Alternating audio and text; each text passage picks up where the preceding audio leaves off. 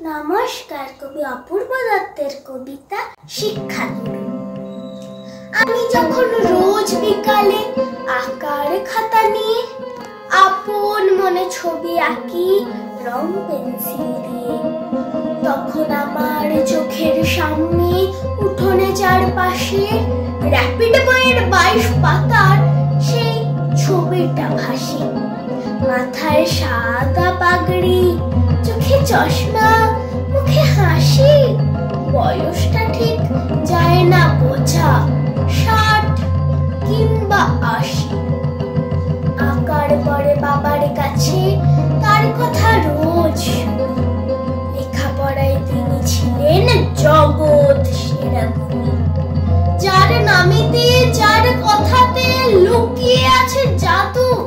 তিনি হলেন সর্বপল্লী রাধাকৃষ্ণের দাদু।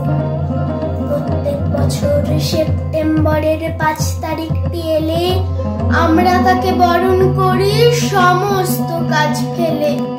মা বলেছেন তিনি হলেন শিক্ষকদের গুরু, তাকেই প্রণাম করেই আমার